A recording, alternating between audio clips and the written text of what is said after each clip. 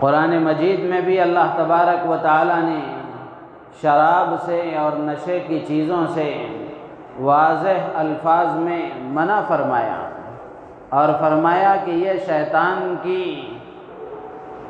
تیروں میں سے ایک تیر ہے اور شیطان کے ہتھیاروں میں سے ایک ہتھیار ہے، ناپاک چیز ہے، اس کو استعمال کرنے سے اپنے آپ کو دور رکھو۔ انما الخمر والمیسر والانصاب والازلام رجس من عمل الشیطان۔ اللہ نے اس میں مختلف چیزیں گنوائی ہیں، ان میں سے ایک چیز شراب بھی ہے، نشے کی چیز بھی ہے۔ اللہ فرماتے ہیں کہ یہ گندی چیزیں ہیں، شیطان کے کاموں میں سے ہیں، لہذا فاجتنبوہ، تم بچو اس سے، اپنے آپ کو بچانے کی فکر کرو۔ اور احادیث میں تو سرکار دو عالم صلی اللہ علیہ وسلم نے بہت تفصیل کے ساتھ، وضاحت کے ساتھ آپ نے اس کی قباحت کو، اس کے نقصانات کو اور اس پر ملنے والی سزاؤں کو بہت تفصیل کے ساتھ آپ نے بتایا ہے۔ اللہ کے رسول صلی اللہ علیہ وسلم نے شراب پینے والے اور نشے کی چیزوں کے استعمال کرنے والے کو مشرک کے برابر گناہ میں شریک بتایا ہے۔ شراب کا پینا، نشے کا استعمال کرنا ویسا ہی گناہ ہے جیسے شرک کرنا گناہ ہے۔ شرک جتنا بڑا گناہ ہے اتنا ہی گناہ بڑا شراب کا پینا اور نشے کی چیزوں کا استعمال کرنا بھی ہے۔ اللہ کے رسول صلی اللہ علیہ وسلم نے فرمایا کہ جب بندہ شراب پیتا ہے اور نشے کی چیزوں کا استعمال کرتا ہے تو اللہ تبارک و تعالیٰ اس کے دل سے ایمان کے نور کو نکال لیتے ہیں۔ ایمان کے نور سے محرومی کا سبب ہے شراب کا پینا، ایمان کے نور سے محرومی کا سبب ہے نشے کی چیزوں کا استعمال کرنا۔ اللہ کے رسول صلی اللہ علیہ وسلم فرماتے ہیں وَلَا يَشْرَبِ الْخَمْرَ حِينَ يَشْرَبُهَا وَهُوَ مُؤْمِنٌ، آدمی کو شراب نہیں پینا چاہیے اس لیے کہ جب وہ شراب پیتا ہے تو اس حال میں ہوتا ہے کہ اس کا ایمان اس کے اندر سے نکل جاتا ہے۔ ایک اور روایت میں تو آپ نے صاف ارشاد فرمایا من زنا وشرب الخمر، کہ جو زنا کرتا ہے، بدکاری میں مبتلا ہوتا ہے اور شراب پیتا ہے، نزع اللہ منہ الایمان، اللہ تعالیٰ اس سے ایمان کو ایسے نکال لیتے ہیں کما ینزع الانسان القمیص من رأسہ، جیسے انسان کپڑا اپنے سر سے اور اپنے بدن سے نکال لیتا ہے۔ بدن سے جیسے آدمی کپڑا اتار لیتا ہے، ایسے اللہ تبارک و تعالی زنا کرنے والے اور شراب پینے والے سے ایمان کو نکال لیتے ہیں۔ ایک اور روایت میں اللہ کے نبی نے فرمایا کہ جب انسان شراب پیتا ہے، نشے کی چیز کا استعمال کرتا ہے تو اللہ کے نبی فرماتے ہیں خرج نور الایمان من جوفہ، کہ ایمان کا نور اس کے پیٹ سے نکل جاتا ہے، اس کے اندر سے نکل جاتا ہے۔ اس لیے کہ ایمان والا ہو اور شراب کا استعمال کرے، ایمان والا ہو نشے کی چیز کا استعمال کرے، ایمان والا ہو اور زنا کرے، ایمان والا ہو بدکاری میں مبتلا ہو، یہ دونوں جمع نہیں ہو سکتے، یہ دونوں جمع نہیں ہو سکتے۔ تو میرے عزیز و دوست بزرگوں، شراب کا پینا اور نشے کی چیزوں کا استعمال کرنا یہ ایمان کے نور سے محرومی کا سبب ہے، ایمان کے نور سے محرومی کا سبب ہے۔ اور جب آدمی اس کا عادی ہو جاتا ہے، مسلسل پابندی کے ساتھ اس عمل کو کرنے لگتا ہے اور پابندی کے ساتھ نشے کی چیزوں کا استعمال کرتا ہے، پابندی کے ساتھ شراب پیتا ہے اور شراب کا عادی بن جاتا ہے، تو خطرہ ہے اس بات کا کہ وہ ایمان سے ہی محروم ہو جائے، ایمان و اسلام سے ہی باہر نکل جائے۔ تو میرے عزیز و دوست و بزرگوں، ان چیزوں سے ہمیں اپنے آپ کو دور رکھنا ہے۔ اور ایک اور روایت میں اللہ کے نبی نے فرمایا کہ شراب پینے والا ایسا ہی ہے جیسے بتوں کی پوجا کرنے والا ہے۔ جیسے بتوں کی پوجا کرنا اور مشرک شرک کرنا، اللہ کی ذات میں، اللہ کی صفات میں کسی کو شریک ٹھہرانا کتنا بڑا گناہ ہے، اتنا ہی بڑا گناہ شراب کا پینا بھی ہے۔ تو اللہ کے رسول صلی اللہ علیہ وسلم نے شراب کے پینے کو، نشے کی چیزوں کے استعمال کرنے کو شرک کے برابر گناہ قرار دیا ہے۔ تو جیسے شرک بڑا گناہ ہے، ویسے ہی شراب کا پینا اور نشے کی چیزوں کا استعمال کرنا یہ بھی بڑا گناہ ہے۔ تو میرے عزیز و دوست و بزرگوں، اس گناہ سے اپنے آپ کو دور رکھنے کی ضرورت ہے۔ ایک اور روایت میں اللہ کے رسول صلی اللہ علیہ وسلم نے فرمایا کہ شراب اور نشہ یہ ہر برائی کی جڑ ہے، ام الخبائث فرمایا گیا کہ تمام غلط کاموں کی یہ بنیاد ہے کہ جب آدمی شراب میں لگ جاتا ہے، نشے کا عادی بن جاتا ہے، تو پھر وہ اپنے آپ میں نہیں رہتا، وہ شیطان کا آلہ کار بن جاتا ہے۔ شیطان اس کو جیسا چاہے استعمال کرتا ہے۔ حدیثوں میں بھی فرمایا گیا، اللہ کے رسول نے فرمایا کہ جب آدمی شراب پیتا ہے تو وہ شیطان کا دوست بن جاتا ہے، اس کی آنکھیں، اس کے کان، اس کے ہاتھ پیر، اس کا دل دماغ اس کے قبضے میں نہیں ہوتا، شیطان کے قبضے میں ہو جاتا ہے۔ شیطان جیسے چاہے اس کا استعمال کرتا ہے۔ تو اللہ کے نبی نے فرمایا وَلَا تَشْرَبِ الْخَمْرَ فَإِنَّهَا مِفْتَاحُ كُلِّ شَرٍ۔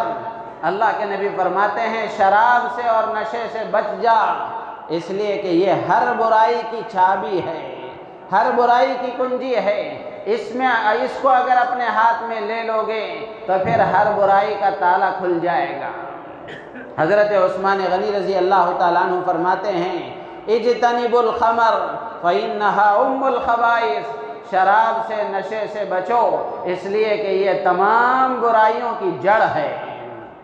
پھر آپ نے ایک واقعہ سنایا، پچھلی امتوں میں ایک بڑا عابد اور عبادت گزار اللہ کا نیک بندہ تھا، ایک بدکار عورت اس کے پیچھے پڑ گئی، اس نے اپنی باندی کو اس اللہ کے نیک بندے کی خدمت میں بھیجا اور یہ کہا کہ جاؤ ان سے گزارش کرو کہ کسی معاملے میں تمہاری گواہی کی ضرورت ہے،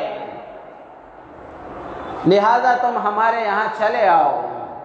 اب وہ اللہ کے نیک بندے تھے، مخلوق خدا کی کسی ضرورت کو پورا کرنا یہ بھی بڑی اچھی بات ہے۔ تو اس بہانے سے اس عورت نے اس نیک انسان کو اور اس عابد اور زاہد کو اپنے گھر بلایا۔ جب وہ گھر میں آ گیا، اندر کمرے میں پہنچ گیا تو وہ عورت، اس نے دروازہ بند کر دیا، اور دروازہ بند کرنے کے بعد وہ عورت بے انتہا خوبصورت تھی، حسین و جمیل تھی۔ اس نے متوجہ ہو کر کہا، اور کمرے میں شراب کا مٹکا رکھا ہوا تھا، اس نے کہا اگر ذلت اور رسوائی سے نجات چاہتے ہو، بدنامی سے اگر بچنا چاہتے ہو تو یہاں 3 چیزیں ہیں۔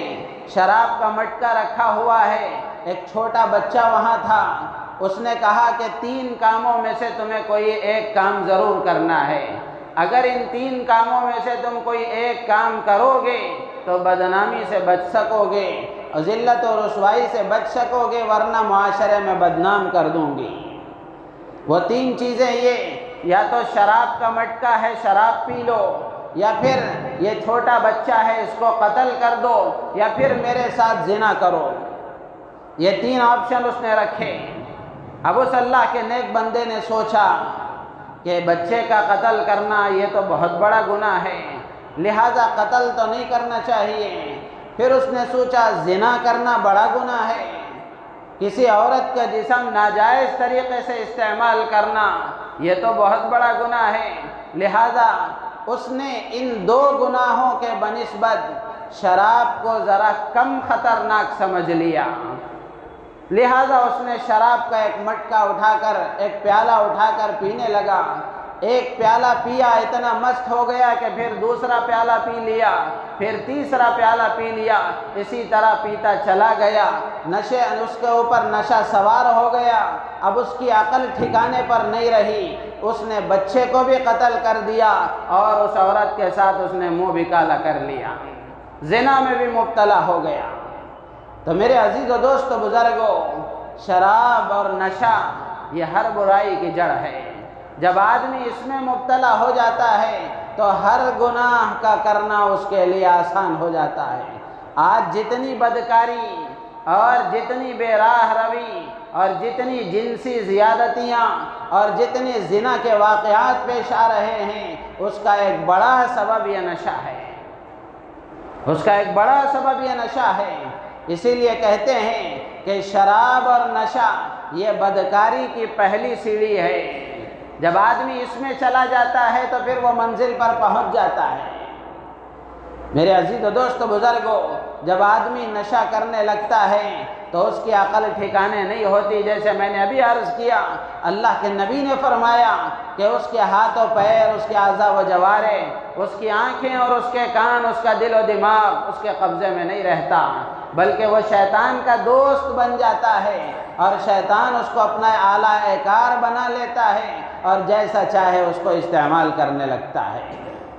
میرے عزیز و دوست و بزرگوں، اس سے اگر ہم اپنے آپ کو بچائیں گے تو بہت ساری غلطیوں سے اور بہت سارے غلط کاموں سے بچنا ہمارے لیے آسان ہو جائے گا۔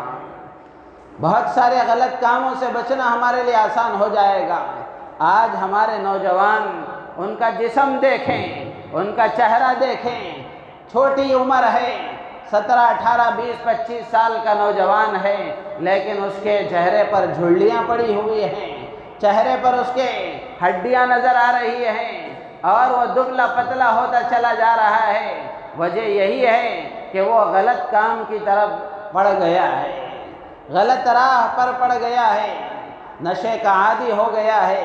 جب نشے کے بعد ہر گناہ اس کے لیے آسان ہو جاتا ہے، ہر کام اس کے لیے آسان ہو جاتا ہے، اب شیطان ہر راہ میں اس کو استعمال کرتا ہے، ہر راہ میں اس کو استعمال کرتا ہے۔ تو اس لیے میرے عزیز و دوست و بزرگوں، اس سے اپنے آپ کو بچانا، اپنی اولاد کو بچانا، اپنے معاشرے کو بچانا، اپنے سماج کو بچانا، یہ ہر عقل مند انسان کی ذمہ داری ہے، ہر عقل مند انسان کی ذمہ داری ہے۔ اسی طرح اللہ کے رسول صلی اللہ علیہ وسلم نے فرمایا، شراب کے پھیلانے میں اور نشے کی چیزوں کو عام کرنے میں جو آدمی جتنا بھی اپنا حصہ لگائے گا وہ اللہ کی رحمت سے دوری کا سبب بنے گا، اللہ کی لعنت کا سبب بنے گا۔ اللہ کے پیارے رسول صلی اللہ علیہ وسلم نے فرمایا کہ 10 چیزوں کی وجہ سے شراب کے معاملے میں اللہ کی طرف سے لعنت کی گئی، لعنت کی گئی۔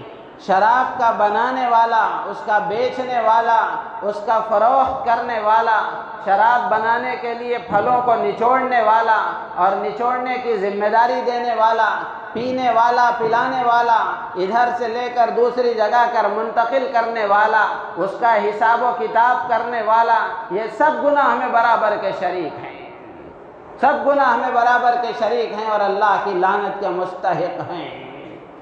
میرے عزیز و دوست و بزرگوں، نشے کی جو چیزیں فروخت کرنے والے ہیں، بیچنے والے ہیں، وہ بھی اس میں برابر کے شریک ہیں، وہ بھی اس میں برابر کے شریک ہیں۔ اگرچہ کہ وہ خود استعمال نہیں کر رہے ہیں لیکن بیچ رہے ہیں، تو اپنے معاشرے کو ہلاکت کی طرف لے جانے کا وہ بھی ایک نیا انداز ہے، اپنے معاشرے کو ہلاکت کی طرف لے جانے کی ایک کوشش ہے۔ اللہ کے رسول صلی اللہ علیہ وسلم نے فرمایا کہ یہ بھی لعنت کا سبب ہے، لعنت کا ذریعہ ہے۔ حضرت عمر ابن عبدالعزیز رحمۃ اللہ علیہ مشہور خلیفہ گزرے ہیں، اللہ کے نیک اور برگزیدہ بندے تھے۔ ایک مرتبہ ان کی خدمت میں چند لوگوں کو لایا گیا کہ یہ شراب کے عادی ہیں، تو ان پر سزا کا نفاذ کیا گیا اور حکم دیا گیا کہ ان پر سزا نافذ کرو۔ لوگوں نے بتایا کہ کچھ آدمی ایسے بھی ہیں کہ انہوں نے تو شراب کے پیالے کو ہاتھ نہیں لگایا، انہوں نے تو نہیں پیا، لیکن اس مجلس میں شریک تھے، حضرت عمر بن عبدالعزیز رحمۃ اللہ علیہ نے فرمایا پھر تو سزا ان سے شروع کرو، اس لیے کہ اللہ کا ایک حکم توڑا جا رہا تھا، اللہ کی ایک نافرمانی کا ارتکاب کیا جا رہا تھا۔ اس مجلس میں خاموشی یہ بھی جرم ہے، اس مجلس میں شرکت یہ بھی جرم ہے، اس سے اپنے آپ کو دور رکھنا چاہیے تھا اور اس غلطی سے ان کو بچانے کی کوشش کرنا چاہیے تھا۔ انہوں نے یہ ذمہ داری ادا نہیں کی، لہذا یہ بھی مجرم ہے، ان پر بھی سزا کا نفاذ ہونا چاہیے۔ تو میرے عزیز و دوست و بزرگوں، کسی بھی طریقے سے نشے کی چیزوں کو عام کرنے میں حصہ لگانا اور شراب کے عام کرنے میں اپنا حصہ لگانا، یہ بھی اللہ کی لعنت کا سبب ہے، اللہ کی لعنت کا سبب ہے۔ اور ایک اور حدیث میں اللہ کے رسول صلی اللہ علیہ وسلم نے فرمایا من وضع الخمر على كفه لم تقبل له دعوة۔ اللہ کے رسول فرماتے ہیں کہ جو آدمی اپنے ہاتھ میں شراب کا پیالہ لیتا ہے پینے کے لیے، اللہ تبارک و تعالی اس کی دعائیں قبول نہیں فرماتے، اس کی دعائیں قبول نہیں فرماتے۔ وہ ہزار پریشانیوں میں مبتلا ہے اور اللہ سے دعائیں مانگ رہا ہے، لیکن وہ شراب کا عادی ہے، نشے کا عادی ہے، کہاں سے اس کی دعائیں قبول ہوں گی؟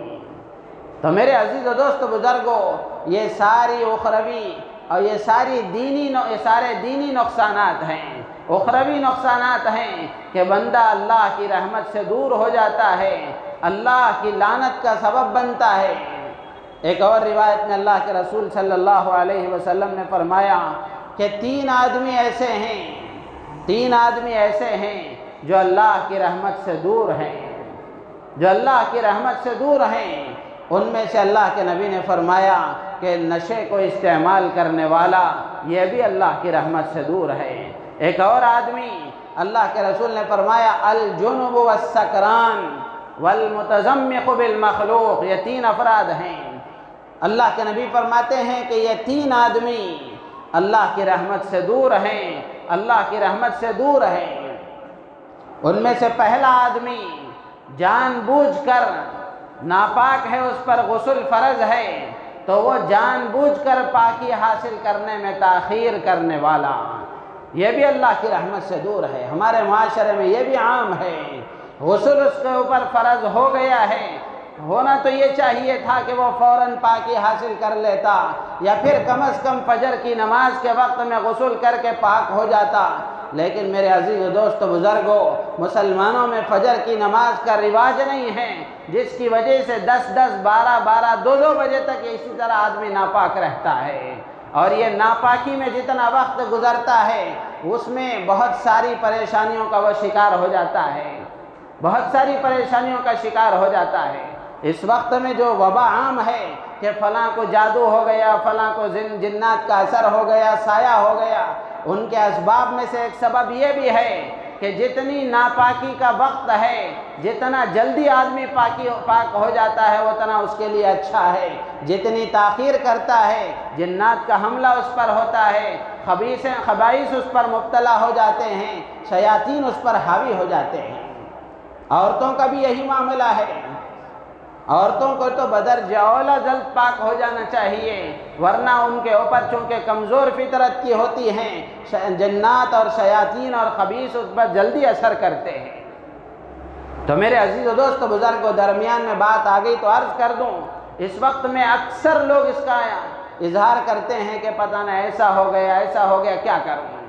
اس کے عرب عالم دین نے ایک جگہ لکھا ہے، بہت دن پہلے ایک مضمون میں نے پڑھا تھا کہ جنات کے جو اثرات ہوتے ہیں اور خبیث جو ان پر حاوی ہو جاتے ہیں، اس کے وجوہات میں سے ایک سبب یہ بھی ہے کہ ناپاکی کا وقت زیادہ گزر جاتا ہے، اور اسی کے ساتھ ساتھ عورتوں کے جو عذر کے ایام ہوتے ہیں، حیض کے ایام ہوتے ہیں، ان دنوں میں بھی عورتوں کو باوضو رہنے کی کوشش کرنا چاہیے، ان دنوں میں بھی جنات کا اثر زیادہ ہوتا ہے۔ اور اسی طریقے سے میلے کپڑے حمام میں نہیں لٹکانا چاہیے، اس کی وجہ سے بھی آدمی پر اثرات ہوتے ہیں۔ تو میرے عزیز و دوست بزرگوں، یہ چند چیزیں ہیں، یہ ایک الگ موضوع ہے، یہ ایک الگ موضوع ہے۔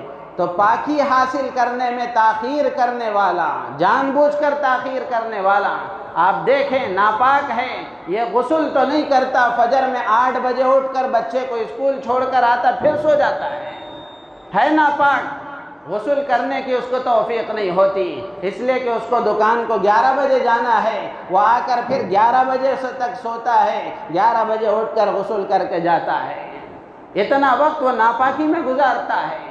اللہ کے نبی فرماتے ہیں جان بوجھ کر پاکی حاصل کرنے میں تاخیر کرنے والا یہ بھی اللہ کی رحمت سے دور ہے، یہ بھی اللہ کی رحمت سے دور ہے۔ اور اسی طریقے سے نشے کی چیزوں کا استعمال کرنے والا یہ بھی اللہ کی رحمت سے دور ہے۔ تو نشے کا استعمال کرنا، نشے کی چیزوں کا استعمال کرنا، یہ اللہ کی رحمت سے دوری کا سبب ہے۔ جو آدمی اللہ کی رحمت سے دور ہو جائے اس کو چین و سکون کہاں حاصل ہو سکتا ہے؟ ایک اور روایت میں اللہ کے نبی نے فرمایا آخرت میں اس کو جہنم میں کیا سزائیں ملیں گی، اس کا ایک مستقل باب ہے، بے شمار حدیثیں ہیں۔ ایک حدیث میں آپ کو سناؤں گا، اللہ کے رسول صلی اللہ علیہ وسلم نے فرمایا کہ جو آدمی دنیا میں شراب پینے کا عادی ہے، نشے کی چیزوں کے استعمال کا عادی ہے، بغیر توبہ کے اسی طرح دنیا سے رخصت ہو جاتا ہے، تو قیامت کے دن اللہ تبارک و تعالی اس کو نہر غوطہ سے پلائیں گے۔ اس کو پیاس لگے گی، پینے کی ضرورت ہوگی تو نہر غوطہ سے اللہ تعالیٰ اس کو پلائیں گے۔ یہ نہر غوطہ کیا ہے؟ یہ نہر غوطہ کیا ہے؟ اللہ کے رسول صلی اللہ علیہ وسلم نے فرمایا کہ یہ وہ نہر ہے جس میں بدکار عورتوں کی شرمگاہوں کا خون بہتا ہے، اللہ تبارک و تعالیٰ وہ خون اس کو پلائیں گے۔ ابو داؤد شریف کی روایت ہے، اللہ کے پیارے رسول صلی اللہ علیہ وسلم نے فرمایا کہ جو آدمی دنیا میں نشے کی چیزوں کا استعمال کرتا ہے، شراب پینے کا عادی ہے، بغیر توبہ کے اسی طرح دنیا سے رخصت ہو جاتا ہے، اللہ نے اپنے ذمے لے رکھا ہے کہ قیامت کے دن اللہ تبارک و تعالی اس کو جہنمیوں کا پیپ پلائیں گے۔ تو میرے عزیز و دوست بزرگ اور بھی بے شمار حدیثیں ہیں، وقت نہیں ہے عرض کرنے کا۔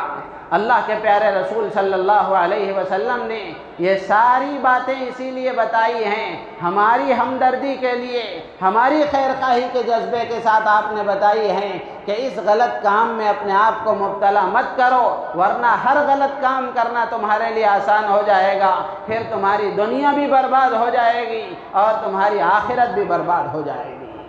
میرے عزیز و دوست بزرگوں، چند دن پہلے ایک تحریر میں پڑھ رہا تھا، ارادہ تو تھا کہ شروع میں یہ قصہ سناؤں، لیکن چونکہ ہمارے لوگوں کو جلدی آنے کی عادت نہیں ہے، اب آتے ہیں، تو اس لیے تاکہ زیادہ لوگ اس کو سنیں اور سمجھیں کہ ہمارے معاشرے میں نشے کی چیزوں کو عام کرنے کی کیا کیا تدبیریں کی جا رہی ہیں۔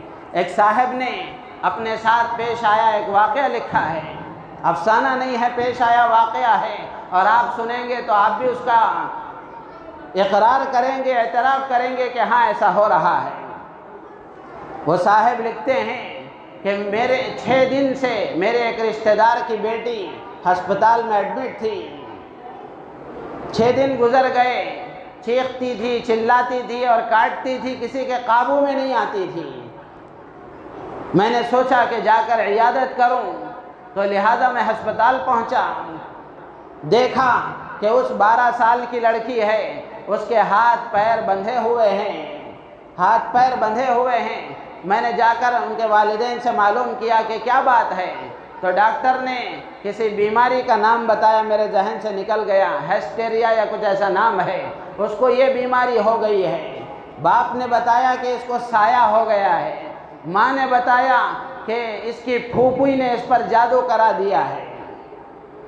بالآخر وہ لڑکی کے پاس گیا، جا کر اس سے سلام پیام ہوا اور اس سے پیار محبت سے کہنے لگا کہ بیٹا کیا طبیعت ہے، کیا حال چال ہے، کیا حال چال ہے۔ وہ کہنے لگی کہ میں گول گپے کھانا چاہتی ہوں۔ ڈاکٹر نے کہا، منع کر رکھا تھا ڈاکٹر نے کہ بازار کی کوئی چیز اس کو نہیں دینا۔ باہر کی کوئی چیز اس کو نہیں دینا۔ اس آدمی کو تھوڑی تحقیق کرنے کا خیال آیا کہ کیا بات ہے، آخر کیا ہوا ہے۔ تو اس نے اس کی والدہ سے پوچھا کہ یہ شکایت کب سے ہے، یہ پریشانی کب سے ہے؟ تو والدہ کہنے لگی کہ چھٹیوں میں یہ 20 دن اپنی پھوپھی کے ہاں رہ کے آئی، جب سے آئی ہے تب سے یہی حال ہے، تب سے یہی حال ہے، وہ ہمارے قابو میں نہیں رہتی، صرف یہ کہتی ہے کہ میں گول گپے کھانا چاہتی ہوں۔ اب اس کی خواہش کے لیے باہر سے لا کر بھی اس کو دیا گیا تو وہ کھاتی نہیں ہے، اس کو پسند نہیں آتا ہے، پھینک دیتی ہے۔ تو اس آدمی نے، چونکہ وہ بھی رشتہ دار تھا، تو اس نے کہا کہ میں اس لڑکی سے تنہائی میں بات کرنا چاہتا ہوں، مجھے تنہائی میں بات کرنے کی اجازت دی جائے۔ ماں باپ نے اجازت دے دی، وہ بھی رشتہ دار تھا۔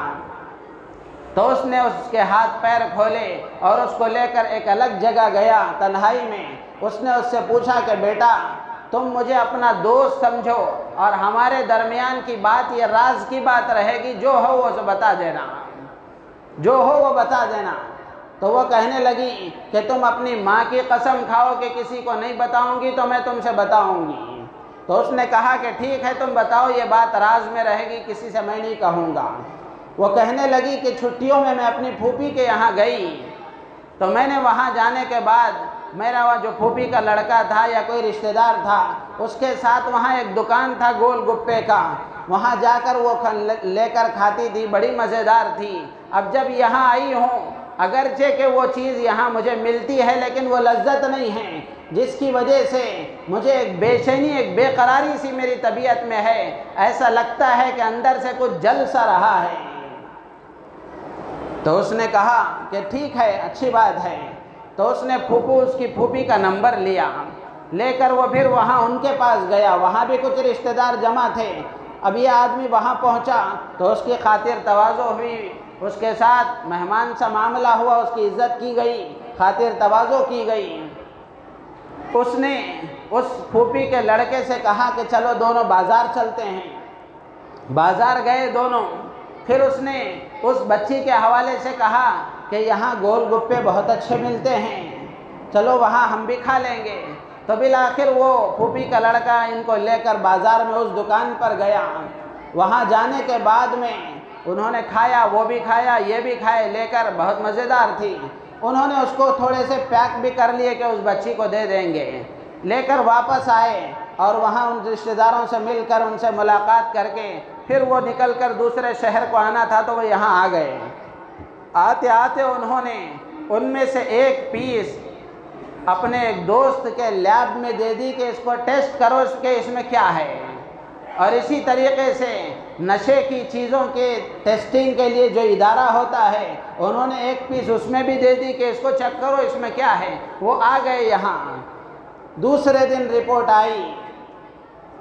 دن رپورٹ آئی کہ اس میں ہیروئن ملا ہوا ہے، اس کو گھول کر اس میں بنایا گیا ہے۔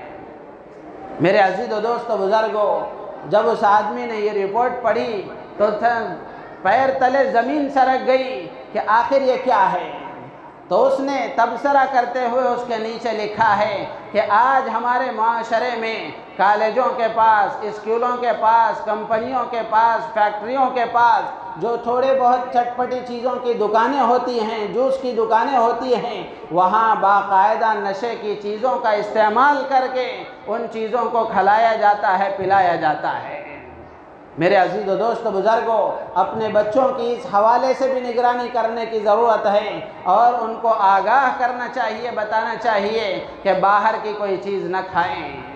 اور جو باہر کے کھانے کی چیزوں کے عادی ہوتے ہیں، گھر کا کھانا انہیں اچھا نہیں لگتا، گھر کی چیزیں اچھی نہیں لگتی، جبکہ یہ صحت کے لیے اچھی ہیں، وہ صحت کے لیے نقصان دہ ہیں، لیکن باہر کے کھانے کے عادی ہیں جس کی وجہ سے صحت بھی بگڑتی ہے۔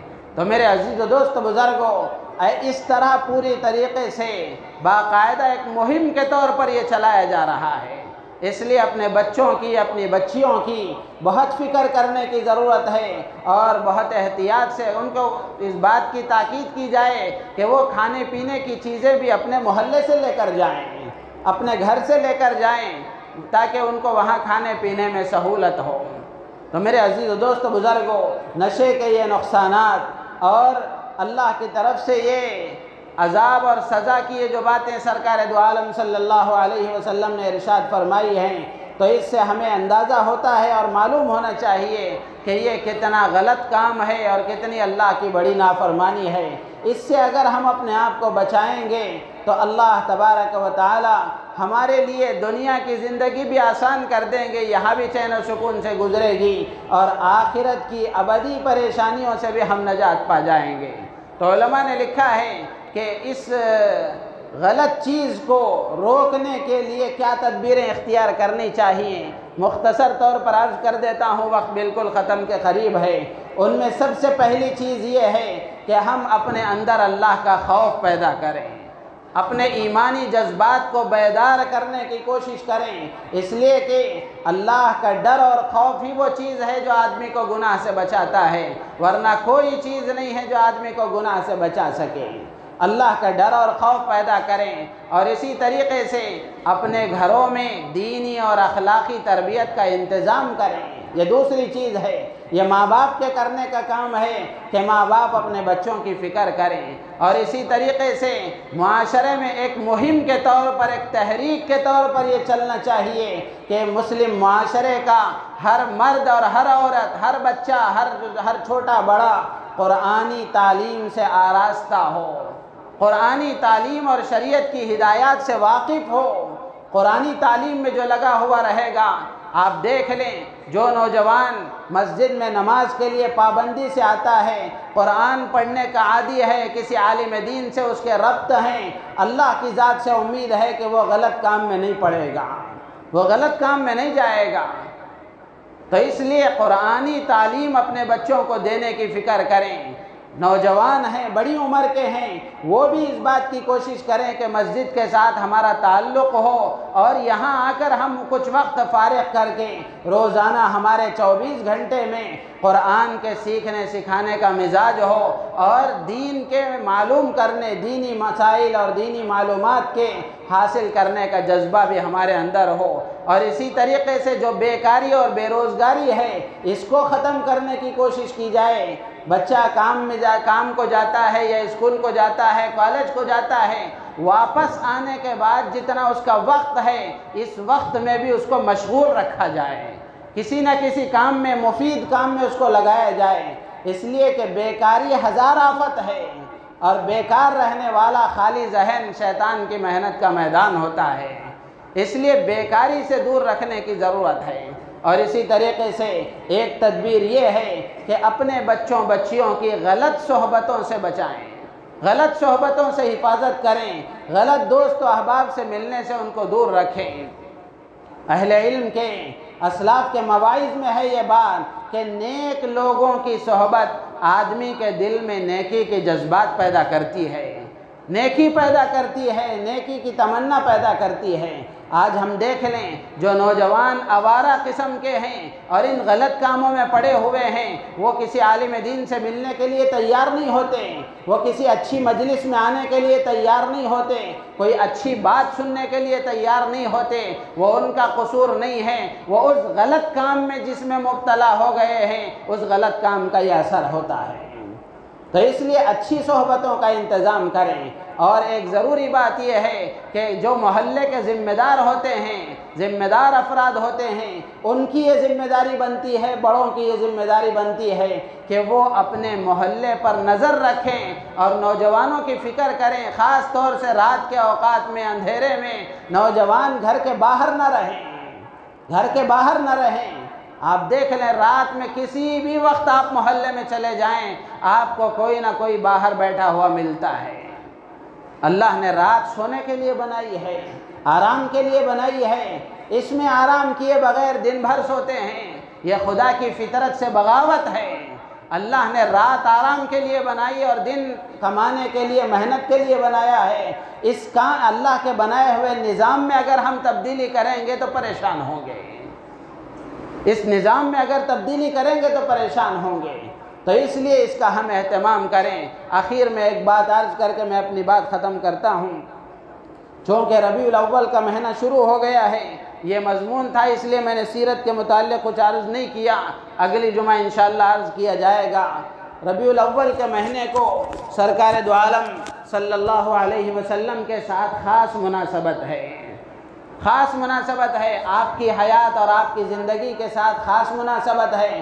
آپ کی پیدائش، آپ کی وفات اسی مہینے میں ہوئی اور بہت سارے کام اس مہینے میں ہوئے ہیں۔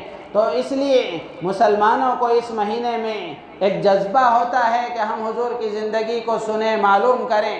ویسے تو ہماری زندگی کا کوئی دن، کوئی لمحہ اللہ کے رسول کی محبت اور آپ کی یاد سے خالی نہیں ہونا چاہیے۔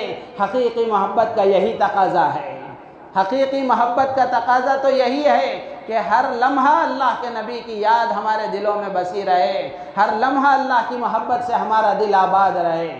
لیکن کم از کم ربیع الاول میں ایک ماحول ہوتا ہے، تو میرے عزیز و دوست بزرگوں، کثرت سے درود شریف کا اہتمام کریں، کثرت سے درود شریف کا اہتمام کریں۔ روزانہ 500 مرتبہ، 5000 مرتبہ، جتنا اللہ توفیق دے۔ آخری درجے میں گھر کا ہر فرد، بڑے سے بڑا، چھوٹے سے چھوٹا، مرد ہو کہ عورت ہو، اس کا اہتمام کریں کہ 300 مرتبہ روزانہ درود شریف ہم پڑھیں، تاکہ اللہ کے رسول صلی اللہ علیہ وسلم کی روح کو یہ پہنچے گا۔ آپ کی خدمت میں جب یہ بتایا جائے گا تو یہ درود شریف کے بے شمار فائدے ہیں۔ اللہ تعالیٰ پریشانیاں دور کرتے ہیں، مصیبتوں کو دور کرتے ہیں، ہماری ضروریات کا انتظام کرتے ہیں، گناہ معاف ہوتے ہیں، اللہ تعالیٰ ہمارے درجات کا بلند کرتے ہیں۔ تو اس لیے گزارش اس بات کی ہے کہ اگر ہم نبی سے محبت کا دعویٰ کرتے ہیں، نبی سے تعلق کا دعویٰ کرتے ہیں، تو اچھلنے کودنے ناچنے کے بجائے یہ کام کریں۔ اللہ کے نبی کو اس سے تسلی ہوگی اور اللہ کے نبی کی روح کو خوشی ہوگی اور اللہ کے نبی اس سے مطمئن ہوں گے۔ اللہ تعالیٰ سے دعا ہے اللہ تبارک و تعالیٰ ہم تمام کو ان باتوں پر عمل کی توفیق عطا فرمائے، ہماری نیتوں میں اخلاص پیدا فرمائے۔ وآخر دعوانا ان الحمد للہ رب العالمین۔